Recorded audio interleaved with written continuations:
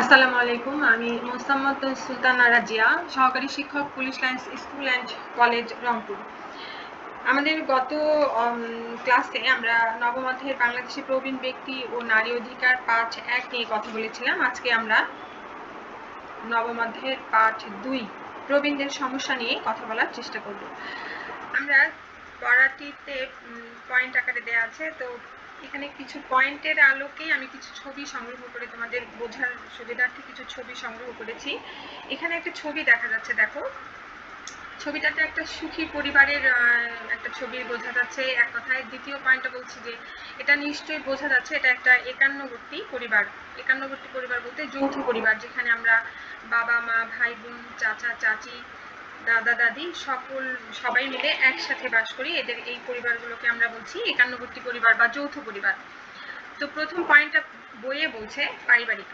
আমাদের দেশে একসময় পরিবারগুলো ছিল একান্নবর্তী মানে যৌথ পরিবার। সে সময় পরিবারের প্রবীণদের এক ধরনের কর্তৃত্ব বা ভূমিকা ছিল, যে প্রবীণদের কথা অনুযায়ী, প্রবীণদের পছন্দ অপছন্দ রুচি তাদের চিন্তা ভাবনা অনুযায়ী আসলে পরিবারগুলোকে পরিচালনা করা হতো। কিন্তু কালের পরিবর্তনে, শিল্পায়ন, নগরায়ন ও মানুষের অর্থনৈতিক জীবনধারার পরিবর্তনের ফলে একান্নবর্তী পরিবারগুলো ভেঙে গিয়ে ছোট ছোট পরিবারে পরিণত হচ্ছে। এটা আমরা অনেক ছোট ক্লাসগুলোতে পড়েছি, 5 বইটাতেও ভালো করে পড়েছি। স্বামী স্ত্রী ও নির্ভরশীল ছেলে মেয়ে নিয়ে গঠিত এই পরিবার ব্যবস্থায় বৃদ্ধ বাবা মা বা শ্বশুর শাশুড়ির স্থান থাকছে না, যেটা আসলে হওয়ার কথা নয়। তাদের দেখাশোনা বা অসুখ বিসুখে সেবা যত্নের লোকের অভাব ঘটছে, তাদেরকে সঙ্গ দেওয়ার বা তাদের সঙ্গে গল্প গুজব করার লোক থাকছে না। ফলে তারা এক ধরনের নিঃসঙ্গ ও বিমর্ষ বোধ করছেন। কারাই বিমর্ষ বোধ করছেন? বয়স্ক মানুষগুলো, প্রবীণ মানুষগুলোর কথা বলছে, ষাটোর্ধ্ব ব্যক্তিদের কথা বলছে, যে এই যে তারা আসলে শেষ বয়সে এসে তারা যখন সকল ধরনের কাজগুলো থেকে অবসর নেয়, তখন তাদের সবচেয়ে বেশি যে জিনিসটার প্রয়োজন সেটা হলো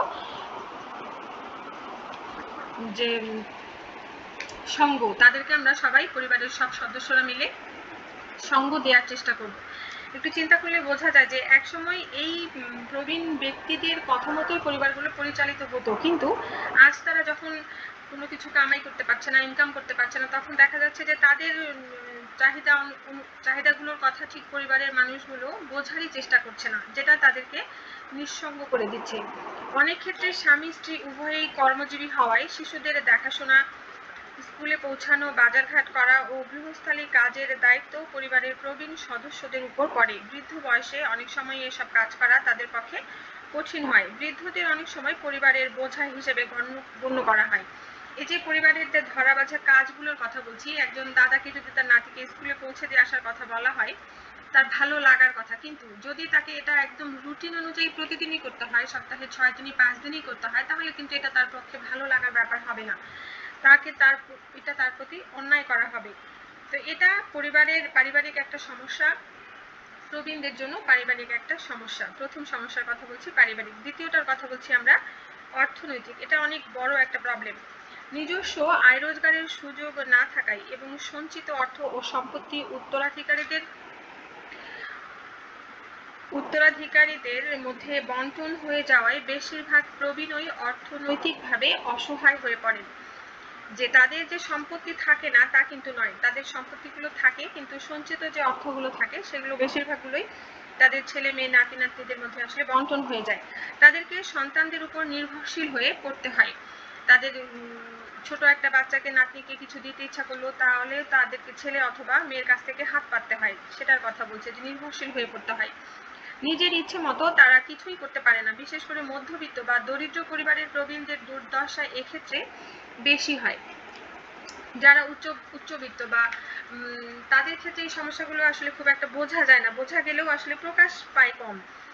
বার্ধক্যে পৌঁছাবার আগেই সংসার চালাতে এবং সন্তানদের লেখাপড়া ও মেয়েদের বিয়ের খরচ জোগাতে গিয়ে অনেকেই প্রায় নিঃস্ব হয়ে পড়েন। কিন্তু আমরা যদি চিন্তা করি যে তারাও একসময় উপার্জন করতো, এই উপার্জনের টাকাগুলো তারা খরচ করেছে কিভাবে? আমাদেরই পেছনে, তাদের ছেলে মেয়েদের পড়াশোনার পেছনে, বিয়ে শাদীর ব্যাপারে, কোনো চিকিৎসার ক্ষেত্রে, এই সমস্যাগুলোতেই তাদের টাকা পয়সাগুলো কিন্তু শেষ হয়ে যায়। তখন তারা আমাদের উপর নির্ভরশীল হয়ে পড়ে। বন্যা ও জলোচ্ছ্বাসের মতো প্রাকৃতিক দুর্যোগ ও নদী ভাঙনের ফলেও অনেকে সর্বশান্ত হয়ে যান। সর্বশান্ত বানানটা একটু খেয়াল করি, বানানটা একটু সর্বশান্ত হয়ে যান। এ অবস্থায় যথেষ্ট রোজগার বা সামর্থ্যের অভাবে ছেলে মেয়েদের পক্ষেও প্রবীণ বাবা মার ভরণ পোষণ করা কঠিন হয়ে পড়ে। ইচ্ছে থাকলেও তারা ঠিক মতো সেবা যত্ন করতে পারে না। এই যে একটা কথা পাঠ্য বই, ইচ্ছে থাকলেও তারা ঠিক মতো সেবা করতে পারে না, এই কথাটার সাথে দ্বিমত পোষণ করা উচিত নয়। তারপরেও আমি বলছি যে ইচ্ছে থাকলে আসলেই সেবা করতে পারা যায়, তবে সেই সেবাটা যে সবসময় অর্থনৈতিকভাবে টাকার উপর নির্ভর করে যে সেবা করতে হবে এমনটা বোধহয় নয়। বয়স্ক মানুষগুলো সবচেয়ে বেশি যেটা আশা করে সেটা হলো সঙ্গ। পরিবারের মানুষজন যখন তাদেরকে সঙ্গ দেয়, তাদের কথাগুলোর মূল্যায়ন করে, সেটাকে তারা সবচেয়ে বেশি পছন্দ করে এবং এভাবেও আমরা তাদের সেবা করতে পারি। এর পরেরটা বলছি শারীরিক। প্রবীণ বয়সে এখানে একটা ছবি দেখি আমরা একটু, যে 4 জন বয়স্ক মানুষ, চায়ের কাপ, মনে হয় ওটা লাল চা, সাথে সাধারণ বিস্কিটের একটা প্লেট, তারা খুব, এবং 4 জনকেই হাস্যোজ্জ্বল দেখা যাচ্ছে। এই ধরনের ছবিগুলো কিন্তু ভেতরটা টানে, মনটা টানে, যে এরকম একটা মানুষকে ভালো রাখা, হাসি খুশি রাখা কিন্তু চারটিখানি কথা নয়, এবং এটা চেষ্টা করলেই হয় যদি তাদের শরীরটা ভালো থাকে। অনেকাংশে নির্ভর করে শরীরের উপর। তো আমরা এই পয়েন্টটা বলছি শারীরিক। প্রবীণ বয়সে মানুষের শারীরিক শক্তি কমে আসে, নানা রোগ ব্যাধি শরীরে বাসা বাঁধে। এ সময় মানুষের একটু বিশ্রাম বা আরামের প্রয়োজন হয়, কিন্তু আমাদের দেশের অনেক প্রবীণেরই এই আরামটুকু জোটে না, যেটা আমাদের সবারই চেষ্টা করা উচিত যে তারা যেন শারীরিকভাবে এই আরামগুলো পেতে পারে। অসুস্থ অবস্থায় প্রয়োজনীয় চিকিৎসার সুবিধাও তারা পান না, রোগ ব্যাধিতে ঔষধপত্র কেনার সামর্থ্য তাদের থাকে না। এটা আসলে কখনোই কাম্য হতে পারে না। আমরা কেউই এটা চাই না এই অবস্থাতে কোনো বয়স্ক মানুষ, কোনো প্রবীণ ব্যক্তি পড়ুক। আমরা যেন এটা আমাদের সাধ্য থাকতে, সামর্থ্য থাকতে আমরা এটা হতে দিতে পারি না। চতুর্থ পয়েন্টটা বলছি সামাজিক ও সাংস্কৃতিক। এক সময় আমাদের দেশে প্রবীণদের প্রতি যে ধরনের সম্মান দেখানো হতো বা তাদের মতামতকে যতটা গুরুত্ব দেওয়া হতো, আজ আর তা দেখা যায় না।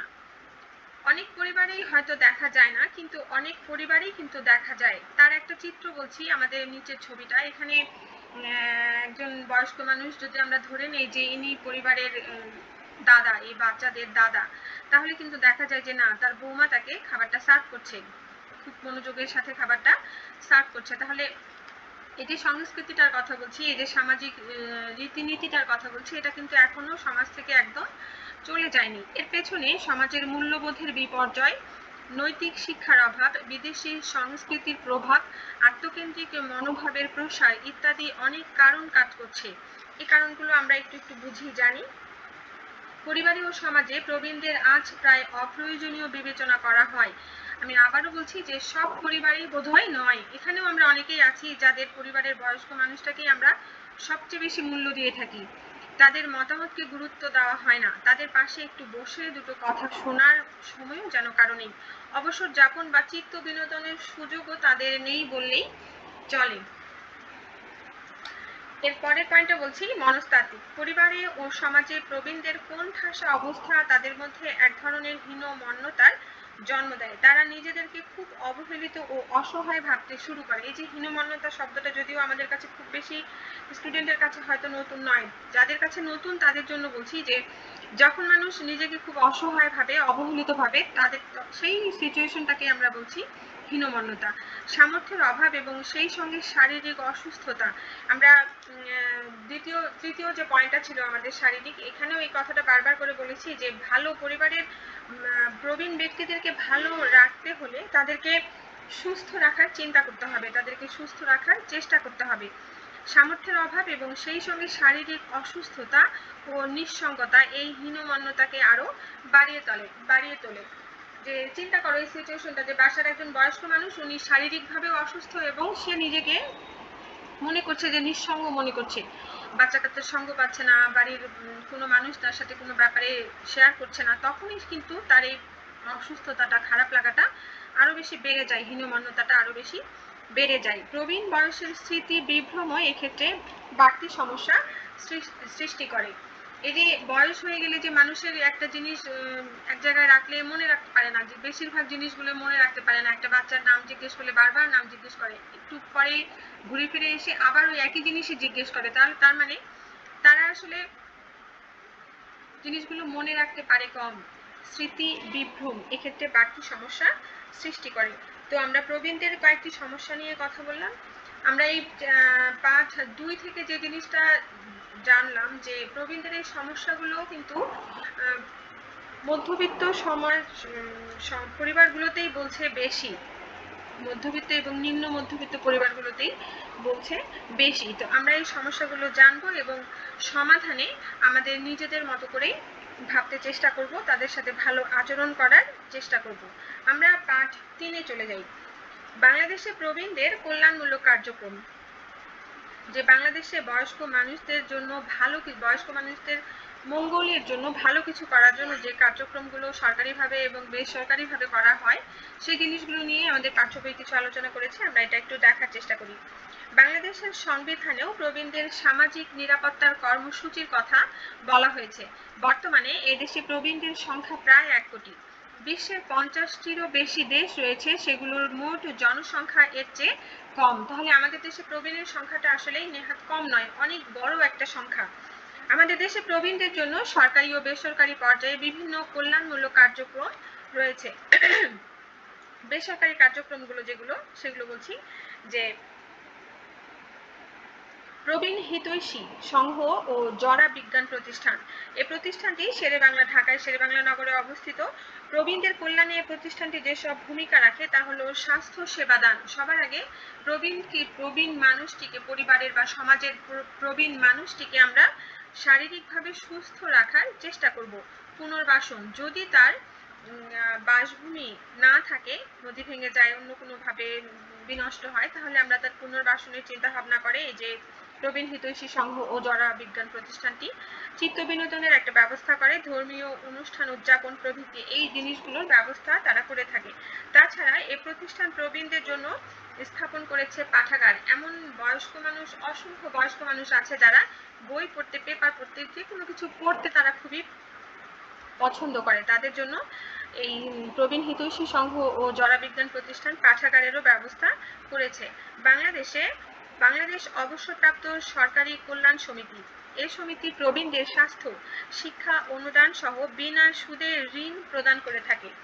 প্রবীণদের কল্যাণে আরো কতিপয় প্রতিষ্ঠান কাজ করছে। এই প্রতিষ্ঠানগুলোর মধ্যে রয়েছে বাংলাদেশ মহিলা স্বাস্থ্য সংস্থা, রোটারি ক্লাব, মা ও শিশু নিবাস, বৃদ্ধ নিবাস, ঝরাপাতা প্রভৃতি। তাহলে ঝরাপাতা কিসের নাম? ঝরাপাতা একটি প্রতিষ্ঠানের নাম, যেটা বাংলাদেশের প্রবীণদের নিয়ে কাজ করে। সরকারি কার্যক্রমগুলোর মধ্যে রয়েছে, প্রথমটাই বলছে অবসর ভাতা। সরকারি, আধা সরকারি ও স্বায়ত্তশাসিত প্রতিষ্ঠানের কর্মচারীরা অবসর গ্রহণ বা মৃত্যুবরণ করলে পেনশন পেয়ে থাকেন। এটা একটা দীর্ঘমেয়াদী সামাজিক নিরাপত্তা ব্যবস্থা। একটি নির্দিষ্ট সময়সীমা পর্যন্ত সরকারি চাকরি করে অবসর গ্রহণ করলে অবসর সময়ের জন্য বিধি মোতাবেক যে ভাতা দেওয়া হয় তাকে পেনশন বা অবসর ভাতা বলে। তাহলে যদি প্রশ্ন করা হয় যে অবসর ভাতা কাকে বলে, তাহলে আমরা উত্তরটা একদম সুন্দর করে বই থেকেই হুবহু দিতে পারার কথা সবারই। দ্বিতীয়টাকে বলছে বয়স্ক ভাতা কার্যক্রম। দেশব্যাপী প্রবীণদের কল্যাণে, বিশেষত গ্রামীণ, অসহায়, দুস্থ, অবহেলিত ও দরিদ্র জনগোষ্ঠীর কল্যাণে এই কার্যক্রম পরিচালিত হয়। বয়স্ক ভাতার যেটা কথা বলছে, কিন্তু এটার আবার অনিয়মও হয়ে থাকে। আমরা পেপার, পত্রিকা, টিভিতে বিভিন্ন ধরনের অনিয়মের খবরও পেয়ে থাকি যে একদম দরিদ্র নয় এরকম মানুষের জন্য বয়স্ক ভাতার কার্ড দেয়া হয়ে থাকে। তো আমরা এগুলো থেকে নিজেকে বিরত রাখার চেষ্টা করব। সকল অনিয়মগুলো যদি থেকে সবাই বিরত থাকতে পারি, তাহলে নিশ্চয়ই আমরা একটা সুন্দর ও সুখী দেশ গড়ার স্বপ্ন দেখতেই পারি। দেশের সকল ইউনিয়নে প্রতিটি ওয়ার্ডের সবচেয়ে অসহায় বয়োজ্যেষ্ঠ সর্বনিম্ন বয়স বলছে 57 বছর। 10 জনকে প্রতি মাসে 100 টাকা হারে বয়স্ক ভাতা প্রদান করা হয়। প্রতি 10 জনের মধ্যে অন্তত 5 জন মহিলা হবেন। এটা একটা নিয়ম করে দেওয়া হয়েছে যে প্রতি 10 জনের মধ্যে অন্ততপক্ষে 5 জনকে মহিলা হতে হবে। এবং এই যে 100 টাকার কথা বলছে, এই টাকাটা বলছে এভাবেই যে এই টাকাটা প্রতি মাসেই হয়তো দেওয়া হয় না, 6 মাস একসাথে করে 6 মাস পর 6 মাসের টাকাটা একসাথে টাকাটা দেওয়া হয়, তাহলে একটা মোটা অ্যামাউন্ট তাদেরও কাজে লাগে। 3 নম্বর পয়েন্টটা বলছে বিধবা ও স্বামী পরিত্যক্ত দুস্থ মহিলাদের ভাতা প্রদান কার্যক্রম। দেশব্যাপী বিধবা ও স্বামী পরিত্যক্ত মহিলাদের কল্যাণে এ কার্যক্রম পরিচালিত হয়। এ ভাতা প্রাপ্তির ক্ষেত্রে বয়সের কোনো বাধ্যবাধকতা না থাকায় এক পর্যবেক্ষণে দেখা গেছে এ ভাতার সুবিধা ভোগীদের অধিকাংশই বয়স্ক মহিলা।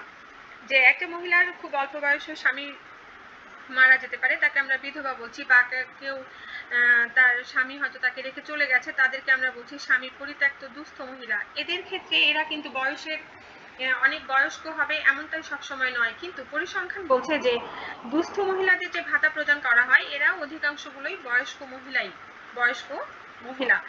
এছাড়াও বর্তমান সরকার প্রবীণদের কল্যাণে নতুন নতুন কার্যক্রম গ্রহণ করছে। এই যে নিয়মগুলো করে দেওয়া আছে সরকারি এবং বেসরকারি, এই নিয়মগুলো বাংলাদেশ এখনকার নিয়ম অনুযায়ী এই জিনিসগুলো অনেক বেশি ইফেক্টিভ, কার্যকর। যাদের জন্য এই জিনিসগুলো করা হয়েছে সুবিধাগুলো, তাদের একদম দোরগোড়ায় এই সেবাগুলো পৌঁছে দেওয়ার একটা চেষ্টা সরকার সারাক্ষণই করে থাকে। তো আমরা প্রবীণদেরকে নিয়ে যে পাঠগুলো করলাম, পাঠ 1-এ আমরা পড়েছি প্রবীণ অধিকারের ধারণা ও প্রবীণদের অধিকার সমূহ। এখানে বিভিন্ন ধরনের অধিকার আমরা পড়েছি। স্বাধীনতা সংশ্লিষ্ট অধিকার, অংশগ্রহণ সংশ্লিষ্ট অধিকার, পরিচর্যা সংশ্লিষ্ট অধিকার। এই অধিকারগুলো আমরা প্রবীণরাও নিশ্চয়ই জানে, আমরাও জানবো, এবং তাদেরকে এই অধিকারগুলো অনুযায়ী তাদের সেবা দিতে চেষ্টা করব। বাংলাদেশ গভর্নমেন্টও সেই চেষ্টাটা আপ্রাণ করে থাকে, বিভিন্ন কল্যাণমূলক কার্যক্রম হাতে নিয়ে থাকে, বিভিন্ন নীতি নির্ধারণ করে থাকে, এবং বাস্তবায়ন করার দায়িত্ব কিন্তু আমাদের মতো নাগরিকদের। পাঠ 2-এ বলছে প্রবীণদের কিছু সমস্যা। এখানে আমরা 5টা সমস্যার কথা চিহ্নিত করেছি। 5টা সমস্যা এভাবে বলছে: পারিবারিক, অর্থনৈতিক, তৃতীয়টা বলছে শারীরিক, চতুর্থ সামাজিক সাংস্কৃতিক, এবং পঞ্চমটা বলছে মনস্তাত্ত্বিক। প্রত্যেকটি সমস্যাই আসলে যদি কারো জীবনে, কোনো বয়স্ক মানুষের জীবনে হয়তো 4টা সমস্যা দেখা দিল না, একটা সমস্যা দেখা দিল, সেটাও কিন্তু তার জন্য মারাত্মক আকার ধারণ করতে পারে। যদি আমরা এটা বুঝতে পারি, আমরা এখান থেকে বের হওয়ার চেষ্টা করি, তাহলেই কিন্তু আমরা এই প্রবীণদেরকে এই সমস্যাগুলো থেকে বের করতে পারবো। তো আমরা এই সমস্যাগুলোতে যেন কোনো প্রবীণ শুধু নিজের পরিবারের নয়, তবে তোমাদের এখন যে বয়স, তোমাদের শুধু পরিবারের কথা চিন্তা করলেই মনে হয়ে যায় যে তোমাদের পরিবারে যে বয়স্ক মানুষগুলো, প্রবীণ ব্যক্তিরা থাকেন, তাদের সাথে যদি ভালো ব্যবহার করো, ভালো আচরণ করো, তোমাদের দায়িত্বটুকু পালন করো, তাহলেই কিন্তু একসময় এই সমস্যাগুলো আর থাকবে না। তৃতীয়টা বলছে, পাঠ 3-এ বলছে বাংলাদেশের প্রবীণদের কল্যাণমূলক কার্যক্রম। এখানে বেসরকারিভাবে এবং সরকারিভাবে 2 ধরনের কার্যক্রম পরিচালনার কথা বলা হয়েছে। বেসরকারিভাবে কয়েকটা প্রতিষ্ঠানের নাম আমরা বলছি যারা বেসরকারিভাবে কাজ করে। সরকারিভাবে যে কার্যক্রমগুলো হাতে নেওয়া হয়েছে, এটার মধ্যে অনেক বড় একটা কার্যক্রম হলো অবসর ভাতা, বয়স্ক ভাতা, এবং বিধবা বা দুস্থ মহিলা, স্বামী পরিত্যক্ত মহিলাদের ভাতা। তো আশা করি আমরা প্রবীণদের সম্পর্কে একটু হলেও জানলাম। যেটুকু জেনেছি সেটুকুই যদি আমরা সবার জীবনগুলোতে প্রয়োগ করি, তাহলেই এই সমস্যা থেকে আমরা বের হতে পারবো। আল্লাহ হাফেজ। পরের ক্লাসে আমরা নারী অধিকারের ধারণা এবং বাংলাদেশের সমাজে নারীর অবস্থান, অধিকার, পরিস্থিতি নিয়ে আলোচনা করব। আজ এ পর্যন্তই। আল্লাহ হাফেজ।